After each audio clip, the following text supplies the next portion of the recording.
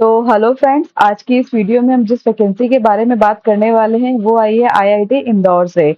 और इस रिक्रूटमेंट में वेरियस फैकल्टी पोजीशंस रिलीज हुई हैं जो जिनका लेवल रहने वाला है assistant professor grade 1 and grade 2। And यहाँ पे लास्ट डेट इन्होंने मेंशन की है for the online application is 21 July 2026। And इन्होंने यहाँ पे ये भी मेंशन किया है the complete application materials should be uploaded before 5 p.m. on July 21, 2026। Okay, तो नेक्स्ट यहाँ पे इन्होंने मेंशन किया है कि यहाँ पे total number of vacancies are 10 and recruitment would be based on the vacancies available and need in the areas of specialisation and department and schools. तो यहाँ पे इन्होंने मेंशन किया है कि जो भी रिक्रूटमेंट होने वाला है वो होगा वैकेंसीज अवेलेबल के बेसिस पे and need in the areas of specialisation in department and schools. And यहाँ पे फर्दर यहाँ पे डिपार्टमेंट एंड स्कूल मेंशन किए हुए हैं और एरियाज मेंशन किए हुए हैं। तो अगर हम डिपार्टमेंट्स देखते हैं तो यहाँ पे जिस जिस डिपार्टमेंट से वैकेंसीज आई हैं वो है astronomy, astrophysics and space engineering, civil engineering, computer science and engineering and Mehta family school of sustainability and Mehta family school of bio sciences and biomedical engineering, school of innovation. तो यहाँ पे इन डिपार्टमेंट में vacancies available है और यहाँ पे corresponding areas भी इन्होंने मेंशन किए हुए हैं। तो आप जिस भी डिपार्टमेंट में अप्लाई करना चाहते हैं उसकी कॉरस्पॉन्डिंग एरियाज जाके चेक कर सकते हैं कि किस एरियाज में यहाँ पे वैकेंसीज अवेलेबल है। ठीक है, नेक्स्ट इन्होंने यहाँ पे दिया हुआ है कि अगर आपको और ज्यादा इन्फॉर्मेशन चाहिए रिगार्डिंग आईआईटी इंदौर तो वो सारी की सारी इसकी ऑफिशियल वेबसाइट www.iiti.ac.in पर अवेलेबल है। नेक्स्ट अगर हम बात करते हैं कि minimum qualification and experience requirement for all the department and school, तो यहाँ पे इन्होंने असिस्टेंट प्रोफेसर ग्रेड 2 और असिस्टेंट प्रोफेसर ग्रेड 1 के लिए मिनिमम क्वालिफिकेशंस मेंशन की हुई है। तो पहले यहाँ पे असिस्टेंट प्रोफेसर ग्रेड 2 के लिए इन्होंने मेंशन किया है first of all educational qualification. तो आपके पास में पीएचडी होनी चाहिए विद फर्स्ट क्लास और equivalent at preceding degree in appropriate branch with very good academic record throughout। तो आपके पास में पीएचडी होनी चाहिए एंड फर्स्ट क्लास होनी चाहिए इन मास्टर्स जो भी आपकी अप्रोप्रिएट ब्रांच है उसमें, और आपका गुड एकेडमिक रिकॉर्ड होना चाहिए थ्रू आउट। और यहाँ पे इन्होंने ये भी मेंशन किया है कि ये जो असिस्टेंट प्रोफेसर ग्रेड 2 की पोजीशन होने वाली है वो कम्प्लीटली ऑन कॉन्ट्रैक्ट बेसिस होगी and maximum age limit is 32 years. और नेक्स्ट हम देख लेते हैं असिस्टेंट प्रोफेसर ग्रेड 1 के लिए क्या रिक्वायरमेंट्स है। तो सबसे पहले एजुकेशनल क्वालिफिकेशन अगेन पीएचडी होनी चाहिए आपके पास में with first class in masters in appropriate branch with very good academic record through out. Okay, और यहाँ पे एडिशनल एक्सपीरियंस मांगा गया है जो कि मिनिमम 3 इयर्स होना चाहिए of industrial research and teaching and excluding however the experience gain during while pursuing PhD. तो असिस्टेंट प्रोफेसर ग्रेड 1 के लिए आपको एडिशनल यहाँ पे 3 इयर्स का मिनिमम एक्सपीरियंस रिक्वायर्ड होगा of industrial research and teaching experience. Okay, and next यहाँ पे मैक्सिमम एज जो दी हुई है वो है 35 ईयर्स। तो नेक्स्ट हम देख लेते हैं कि minimum qualification experience required for school of innovation. तो पहले जो हमने रिक्वायरमेंट्स देखी थी वो क्या थी, for all the department and school थी। एंड यहाँ पे स्कूल ऑफ इनोवेशन के लिए रिक्वायरमेंट क्या क्या मांगी है इन्होंने। तो सबसे पहले ग्रेड 2 की बात करते हैं। तो सबसे पहले आपके पास में पीएचडी होनी चाहिए for candidate with PhD. The qualification and experience criteria are as per institute general eligibility criteria. तो जैसे कि पॉइंट नंबर 8 में इन्होंने मेंशन किया है कि आपके पास में पीएचडी होनी चाहिए with first class in masters and good academic record होना चाहिए through out. Okay, and next यहाँ पे इन्होंने ये भी मेंशन किया है कि कैंडिडेट, अगर ऐसे कैंडिडेट जिनके पास में पीएचडी नहीं है एंड सेटिस्फाई करते हैं criteria for the assistant professor grade 1 except having only 5 years of teaching, research, and professional experience, may be appointed as assistant professor grade 2 with appropriate pay based on the number of years of experience. After satisfying the experience criteria required for assistant professor grade 1, they will be moved to assistant professor grade 1. Okay, तो अगर आपके पास में PhD नहीं है तो आपके पास में 5 years का टीचिंग, रिसर्च और प्रोफेशनल एक्सपीरियंस होना चाहिए।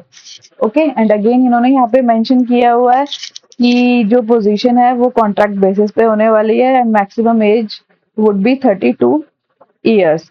तो नेक्स्ट हम देख लेते हैं कि असिस्टेंट प्रोफेसर ग्रेड 1 के लिए क्राइटेरिया क्या है। तो फिर से यहाँ पे यही मेंशन किया गया है कि जो पॉइंट 8 में था असिस्टेंट प्रोफेसर ग्रेड 1 के लिए, कि आपके पास में पीएचडी होनी चाहिए और मिनिमम 3 इयर्स का एक्सपीरियंस होना चाहिए।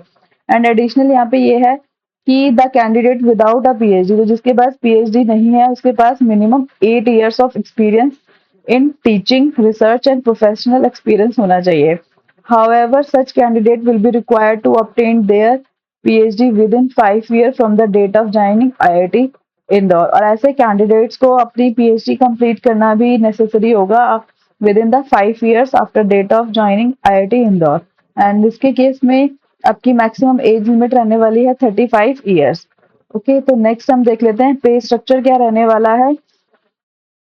तो पे स्ट्रक्चर यहाँ पे तो असिस्टेंट प्रोफेसर ग्रेड 2 के लिए पे लेवल रहेगा 10, जिसमें मिनिमम बेसिक पे मंथली होगी 70,900 एंड टोटल एचआरए वगैरह सब मिला के जो मिलेगा वो मिलेगा 1,39,140। And for assistant professor grade 2 के लिए पे लेवल 12 होगा, जिसमें की जो मिनिमम बेसिक पे होगी वो होगी 1,01,500 एंड सब कुछ मिला के टोटल इमोल्यूमेंट्स होगा वो होगा 1,94,220 रुपीज।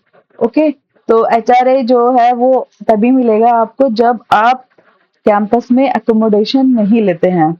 ओके, और यहाँ पे इन्होंने ये भी मेंशन किया है कि the post carry allowance such as DA, HRA and transport allowance as per government of India. तो जो भी आपको मिलने वाले हैं बेनिफिट वो according to as per government of India के रूल्स के अकॉर्डिंग मिलेगी, जो भी सेंट्रल गवर्नमेंट एम्प्लॉयज को मिलते हैं।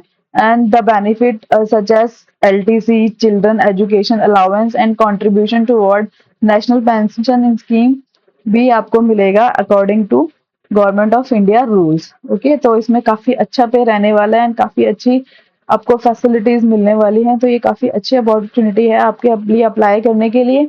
तो नेक्स्ट यहाँ पे इन्होंने सपोर्ट अलाउंस एंड फैसिलिटीज को भी मेंशन किया है। तो सबसे पहले जो आपको सपोर्ट मिलेगा वो मिलेगा क्यूमुलेटिव प्रोफेशनल डेवलपमेंट अलाउंस। तो इसमें आपको अप टू 3 लाख मिलेगा for every block period of 3 years. Okay, तो आप जाके ये फर्दर ये अलाउंस वगैरह पढ़ लीजिएगा क्योंकि काफी सारे अलाउंस हैं।